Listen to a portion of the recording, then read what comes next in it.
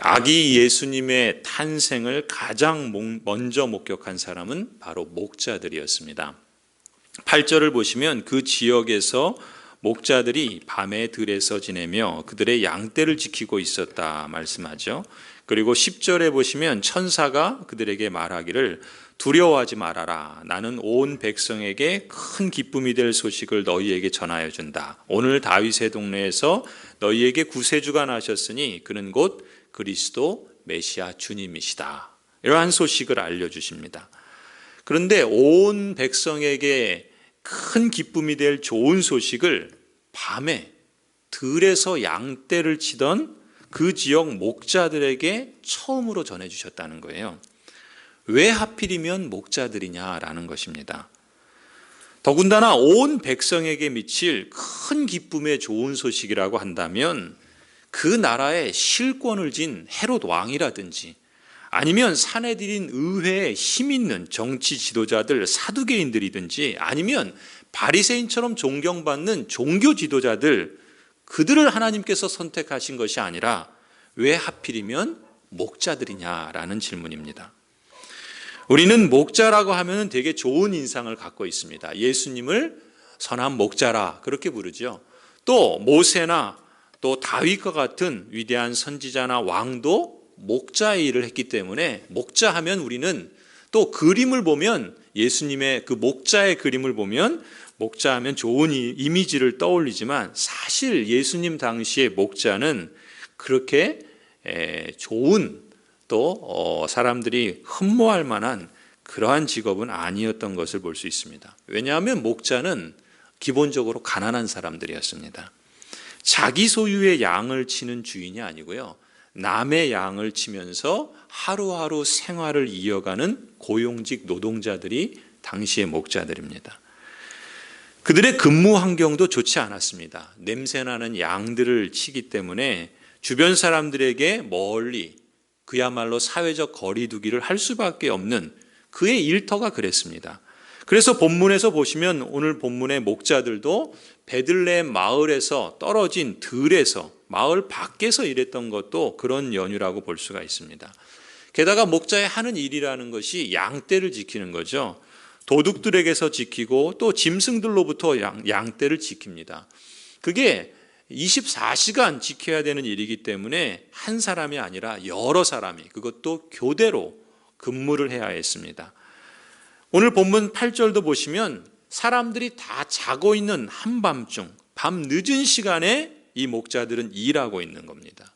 야간 근무조로 뛰고 있었던 것이죠. 이렇게 보면 목자들은 가난하고 또 평범하고, 아니 어찌 보면 사회적으로 하층 노동자에 속한 그러한 사람들이었습니다. 평범하다라고 하는 말이 좀 무색하죠.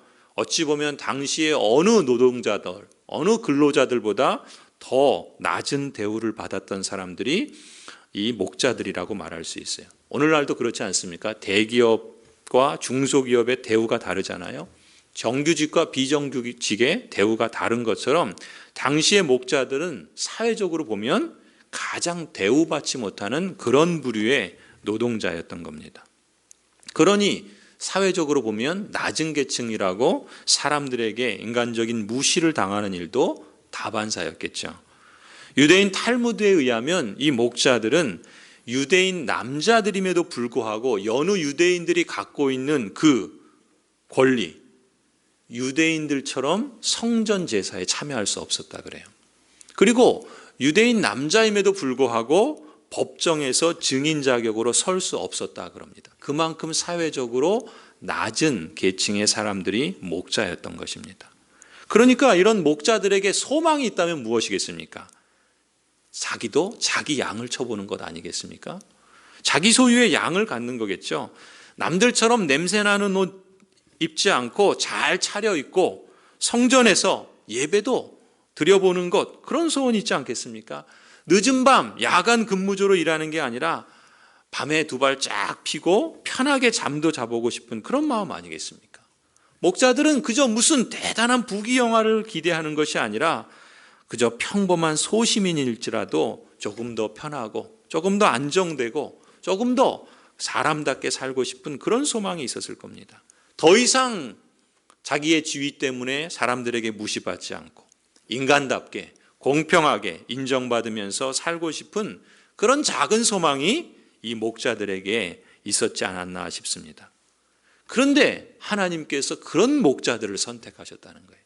온 세상에 많은 사람들에게 큰 기쁨을 전해줄 그 놀라운 복음의 좋은 소식을 왜 하필이면 이런 목자냐는 거예요. 하나님께서 처음 선택하신 사람들이 바로 이 목자들이었습니다.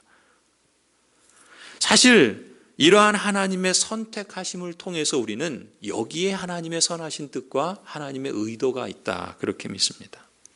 말하자면 요즘식으로 말하면 이런 거죠. 금수저가 있고 은수저가 있고 흙수저가 있어서 오늘날 사회적인 지위나 부나 성공 여부에 따라서 사람의 가치를 선긋지 않습니까? 그런 세상 속에 살면서 하나님께서는 이런 세상 속에서 여전히 하나님께서 지으신 모든 사람은 그 사람의 지위나 소유나 능력 여하에 불구하고 인간의 가치가 어디에 있는지를 누구보다 더 잘 아시는 분이 창조주 하나님이십니다. 인간다움은 그 사람의 소유에 있지 않죠. 그 사람의 능력에 있지 않습니다. 그 사람의 사회적 지위에 있지 않습니다. 인간다움은 하나님의 형상으로 지음받았다는 사실에 있습니다. 하나님의 형상으로 지음받았기 때문에 비록 타락하였지만 그러나 여전히 하나님의 형상을 담고 있는 고귀한 존재이기 때문에 인간은 존귀한 것입니다. 그걸 누구보다 잘 아시는 분이 바로 하나님이신 것이죠. 물론 인간이 죄로 인해서 부패해 있습니다. 죄로 인해서 타락해 있습니다. 그래서 이 세상에는 권력 관계라는 게 있고 부자가 있고 가난한 사람들이 있습니다. 구별이 있습니다. 차별이 있어요. 사회적 지위에 따라서 천한 자와 귀한 자를 구분하는 그런 악한 세상이 되었습니다. 그러나 여전히 하나님이 보실 때는 인간은 인간으로서 존귀하고 가치 있는 존재로서 대우받아야 된다. 그것이 하나님이 보시는 세상에 대한 시각입니다. 하나님께서는 그 가장 복된 소식을 바로 그 사회적으로 하층 노동자인 목자들을 선택하심으로써 인간이 어떠해야 하는가라는 그 가치를 가장 분명하게 드러내고 강조하셨다라고 봅니다.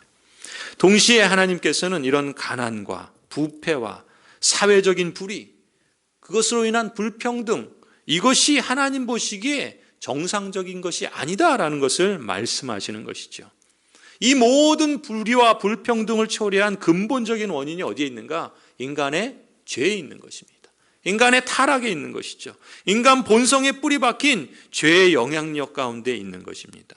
그래서 이 죄가 사람의 참된 가치를 평가절하시키는 겁니다. 사람 사는 사회가 아니라 불평등과 불의가 가득한 죄악된 세상으로 전락시킨 것입니다.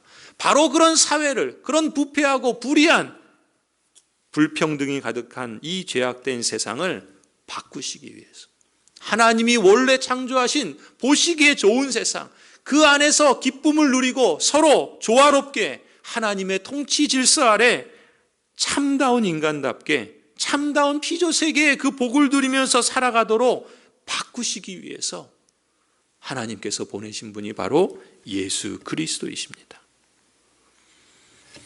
이 부패하고 추악한 인간의 죄를 온전히 처리하실 예수 그리스도.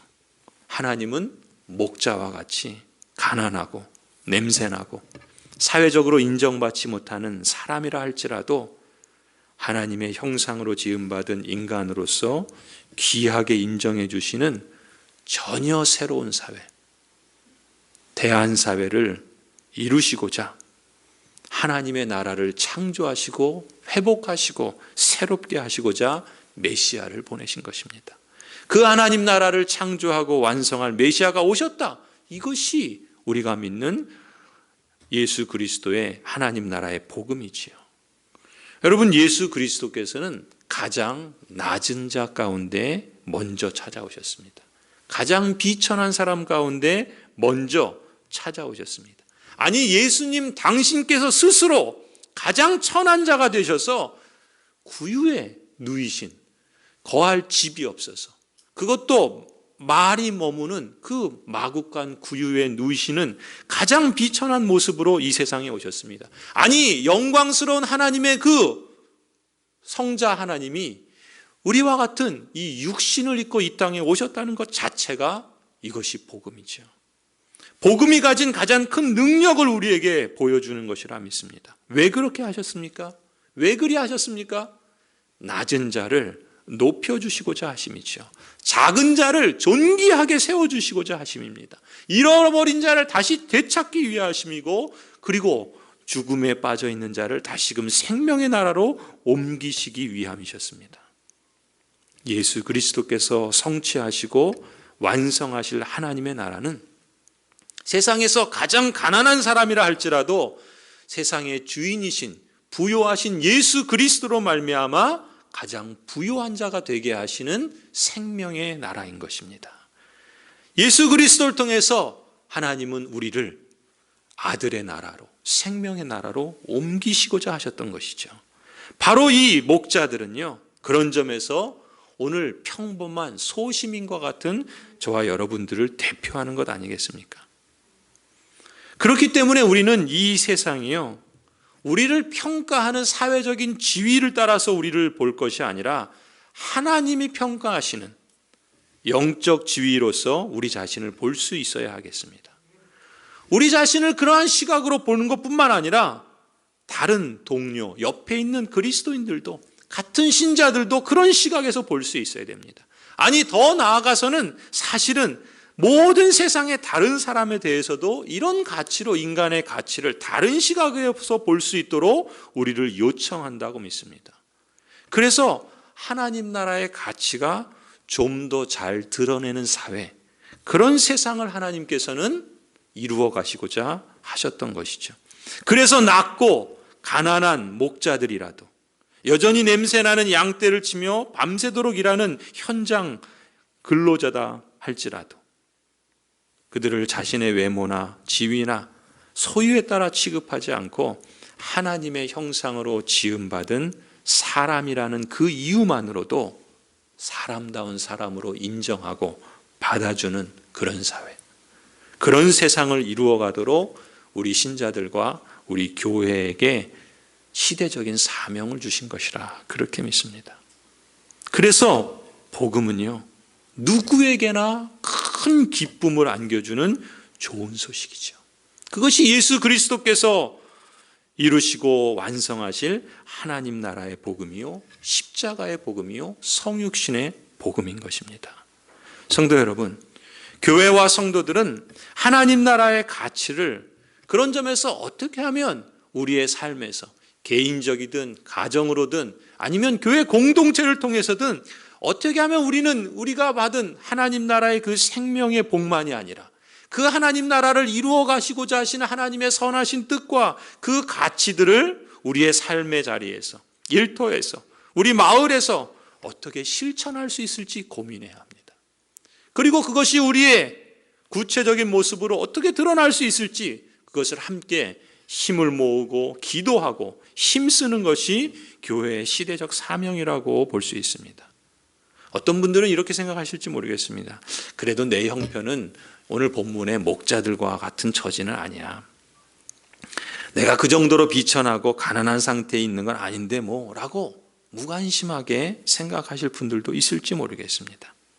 그러나 세상에 어떤 지위에 있든 어떤 자리에 있든 목자와 같은 가난한 소시민이건, 아니 그보다 훨씬 더 좋은 형편에 훨씬 더 좋은 지위에 있는 사람이건, 그 사람이 남자든 여자든, 그 사람이 아이든 노인이든 차별 없이 예수 그리스도를 믿는 사람이라면 그 누구에게든지 구원을 주시는 큰 기쁨의 좋은 소식, 이것이 바로 예수 그리스도께서 이루시는 십자가의 복음인 것이죠.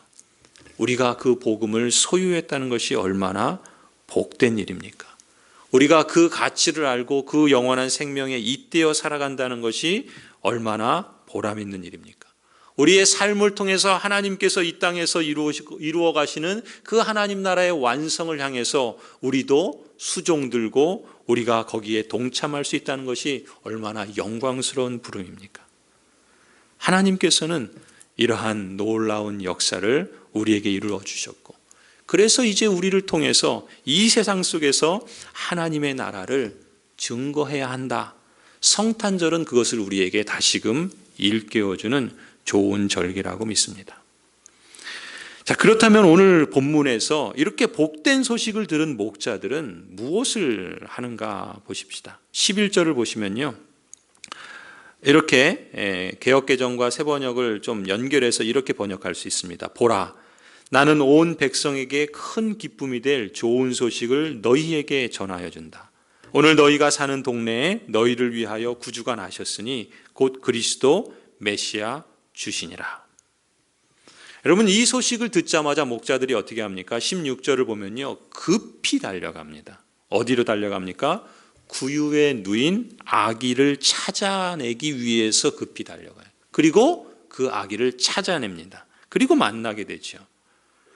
그들이 다른 무엇보다 그들의 우선순위를 아기를 찾는 일에 집중했던 것을 주목할 필요가 있습니다. 목자들이 그 자신의 일에서 돈을 버는 것 중요합니다. 또 그들의 맡은 역할, 책임을 다하여 일하는 것 중요합니다. 그런데 때로는 예수 그리스도를 만나는 일에 최우선순위를 두어야 할 때도 있다라는 것입니다. 여러분, 아마 목자들은요, 강보에 그 포대기에 쌓여서 구유에 누워있는 아기를 찾으려고 베들레헴 온 동네를 샅샅이 수소문하면서 이 집 저 집 찾아다녔을 겁니다. 요즘 같으면 산부인과를 찾으면 되겠죠. 하다못해 시골에서는 아기를 낳으면 어떻게 합니까? 금줄을 붙이지 않습니까? 고추를 붙이든지 수술, 새끼줄에 매달아 놓든지 그랬을 텐데, 베들레헴 마구간에 누워있는 그런 형편에 그렇게 했을 리 만무하지 않겠습니까? 그러니 그 아기 예수님을 찾기 위해서 목자들은 갖은 애를 쓰면서 수고를 했을 겁니다. 열일 다 제쳐두고 예수님을 찾아내서 만나는 것, 그것이야말로 이 목자들에게는 다른 것 다 잠시 멈추더라도 그럴 만한 가치가 있는 일로 여겼기 때문이라 볼 수 있습니다. 그리고 12절에 보니까 뭐라 그럽니까? 너희는 한 갓난아기가 포대기에 쌓여 구유에 누워 있는 것을 볼 터인데 이것이 너희에게 준 표징이다. 천사가 전해주죠.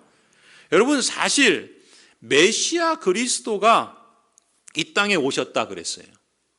온 백성에게 미칠 좋은 소식을 전해준다라 그랬어요. 그런데 그들이 기대하던 그런 메시아가 드디어 이 땅에 왔는데 그 메시아가 들어갈 방도 없는 거예요. 심지어 구유에 누워 있다라는 겁니다. 그게 표징이라는 거예요. 여러분, 그게 말이 됩니까? 천사들이 전해준 말이 맞다면 유다 백성들이 기다리고 기다리던 메시아가 드디어 오신 것인데, 그 오신 모습이 사실 사람들의 기대와는 또 예상과는 전혀 말도 안 되는 모습으로 메시아가 오셨다는 것이죠. 아마 만일 천사들이 바리새인 종교 지도자들에게 이 소식을 전해 주었다면 아마 그 종교 지도자들은 믿지 않았을 겁니다. 아마 천사들이 제사장들이나 정치 지도자들인 사두개인들에게 이 소식을 알렸어도 아마 그들 역시 고지고대로 듣지 않았을 것입니다. 왜냐하면 그들이 기대한 메시아는 어떤 존재였습니까? 적어도 모세처럼 홍해를 가른다든지, 적어도 엘리야처럼 하늘에서 불을 내려서 그들이 지금 지배당하고 있는 로마의 대군을 전멸시킨다든지, 아무튼 유대 나라를 로마 제국의 압제로부터 해방시키고 구원할 정도는 되어야 하지 않았을까? 아마 그들은 메시아를 그렇게 기대했을 겁니다. 그런데 그건 고사하고 가장 비천한 모습으로, 가장 연약한 갓난아기의 모습으로, 그것도 방이 없어서 마구간 구유에 누워있는 그런 가장 천한 모습으로, 그것도 사회적으로 가장 하층 노동자에게 처음 전해준 이런 모습. 메시아가 오셨다는 이 소식은 전혀 사람들이 기대하지 않은 모습으로, 가장 미천한 데서 가장 연약한 갓난아기의 모습으로 오셨다는 것이죠. 힘 있는 사람이라든지 가진 사람이라든지 세상 사람들이 볼 때 아마 메시아는 그렇게 오지 않는다, 그렇게 여겼을 만할 겁니다. 그런데 오늘 본문의 이 단순하고 소박한 이 목자들은 어떻게 반응합니까? 천사들이 일러준 말 그대로를 고지고대로 받아들입니다. 오히려 그런 말도 안 되는 미천하고 연약한 모습이 표징이라고 하니까 어떻게 합니까? 15절에 보면 천사들이 목자들에게서 떠나서 하늘로 올라간 뒤에 목자들이 서로 말하기를 뭐라 그럽니까? 베들레헴으로 가자. 베들레헴으로 가서 주님께서 우리에게 알려주신 바 일어난 그 일을 봅시다 하고 급히 달려갑니다. 그리고 그 아이를 찾아요. 어떤 아이요? 포대기에 쌓여서 말 구유에 누워있는 그 아이를 찾는 겁니다. 그 아이를 결국 찾아냈다라고 성경은 기록하고 있죠. 성도 여러분, 어쩌면 오늘날도 메시아는 이렇다, 적어도 구원자라면 이래야 된다, 이렇게 생각했던 바와 실제로 성경이 말하는 메시아가 달라서 믿을 수 없다고 하시는 분들이 있지 않을까 싶습니다. 아마 말이 안 된다고 접어버리는 분들도 아마 있을 겁니다. 내가 기대했던 바와 달라서 중도에 신앙을 포기하시는 분들도 있을 수 있습니다. 그러나 오늘 우리가 분명히 기억해야 될 사실은 무엇입니까? 하나님의 말씀대로, 말씀해 주신 대로 믿고 예수님을 찾고 찾으면 만난다는 사실이죠. 오늘 목자들은 그것을 우리에게 확증해 줍니다. 그리고 그 예수님을 제대로 만나면 어떤 반응을 보이는가? 20절 보시는 것처럼 어김없이 이런 반응이 나올 겁니다. 20절에 목자들은 자기들이 듣고 본 모든 일이 자기들에게 일러주신 그대로임을 알고 돌아가면서 하나님께 영광을 돌리며 그를 찬미하였다.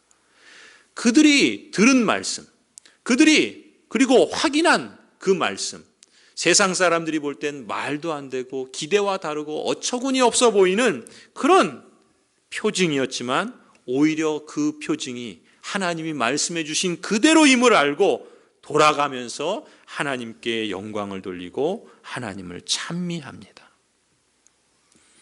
인생에게 진정으로 예수님을 만나고 하나님께 영광을 돌리며 찬미하는 복을 누리는 것만큼 값지고 고귀한 것은 없을 것입니다. 하나님 나라에 속하고 천국 시민으로 사는 것이 무엇인지 제대로 알고 실감하는 것만큼 영광스럽고 기쁘고 보람 있는 일이 없으리라고 봅니다. 그런 점에서 여러분 성도 한 분 한 분들이 예수 그리스도를 바로 이러한 주님으로 만나실 수 있기를 간절히 축원합니다. 그래서 이 영광과 이 기쁨과 이 소망과 이 보람을 맛보시길 바랍니다. 마지막으로 이 예수님을 만난 사람들은 그 다음에 어떤 반응을 보였는가? 20절을 보시면요, 목자들은 개역 성경에 이렇게 표현합니다. 목자들은 자기들에게 이르던 바와 같이 듣고 본 그 모든 것으로 인하여 하나님께 영광을 돌리고 찬송하며 돌아가니라, 이렇게 기록합니다. 20절 보니까 목자들이 돌아갔다 그렇게 표현하고 있어요. 지금 이 목자들이 예수님을 만나야 한다는 소식을 들었을 때는 모든 일 다 제껴두고 우선순위를 거기에 집중했었죠.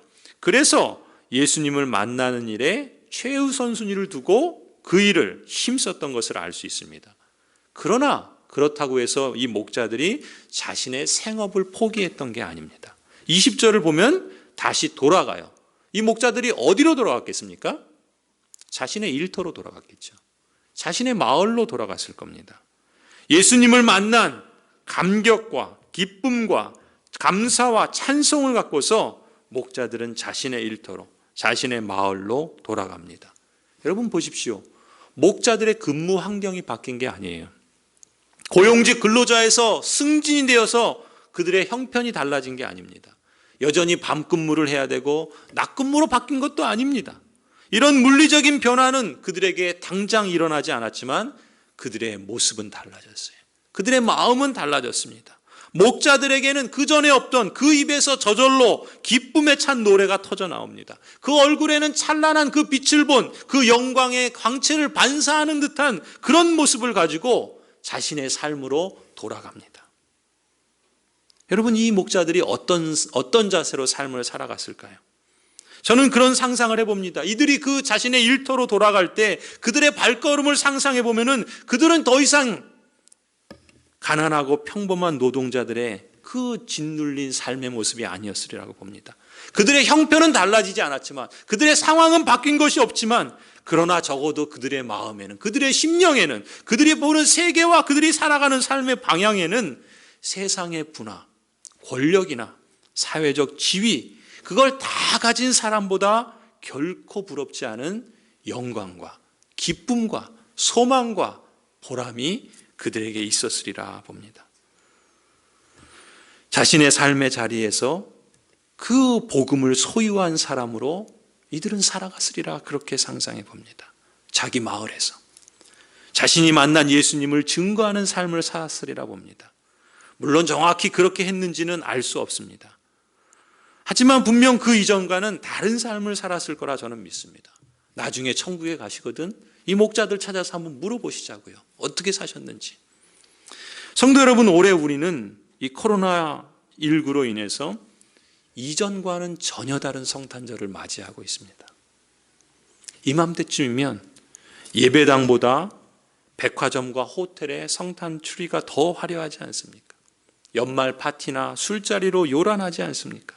선물을 사고 쇼핑을 하느라 분주한 세상입니다.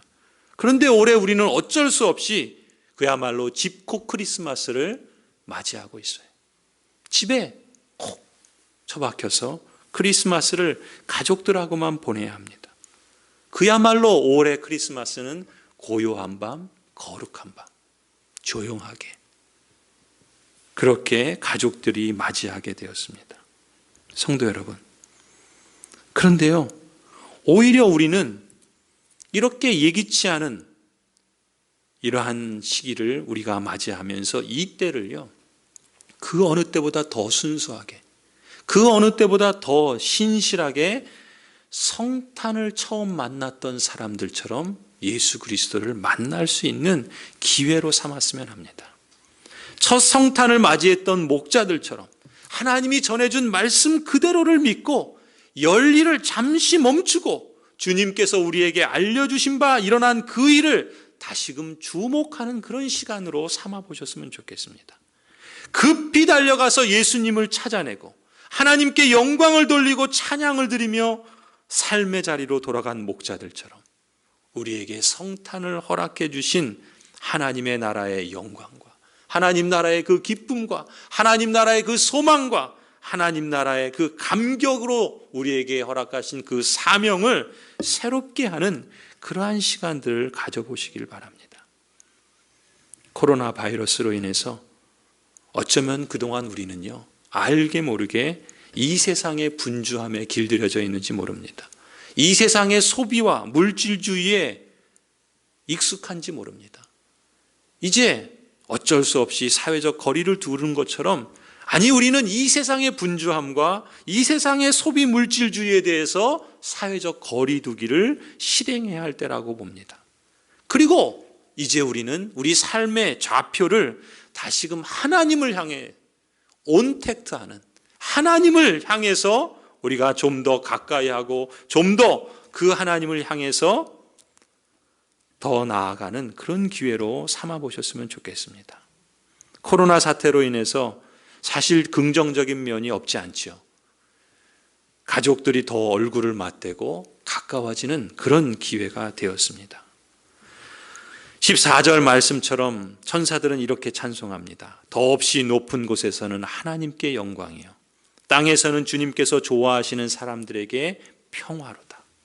첫 번째 성탄의 밤, 그 칠흑 같은 어둠 속에서 천사들이 찬송한 것처럼 이번 성탄절은 이미 우리 가까이 오신 임마누엘의 예수 그리스도, 그 하나님께 조금 더 가까이 나아갈 수 있는 그런 시간이 되었으면 좋겠습니다. 임마누엘의 하나님께 영광과 감사를 드리는 그러한 기회로 삼았으면 좋겠습니다. 그리고 또 주님께서 좋아하시는 사람들로서 한 해 동안 우리에게 베푸신 은혜들을 되새겨보고 또 새해를 준비하면서 참된 평강과 선한 소망으로 우리를 새롭게 해주시기를 기도하는 그런 복된 성탄절로 삼았으면 좋겠습니다. 성탄의 축복이 저와 여러분, 우리 모든 성도들과 교회 위에 가득하기를 주님의 이름으로 간절히 축원합니다.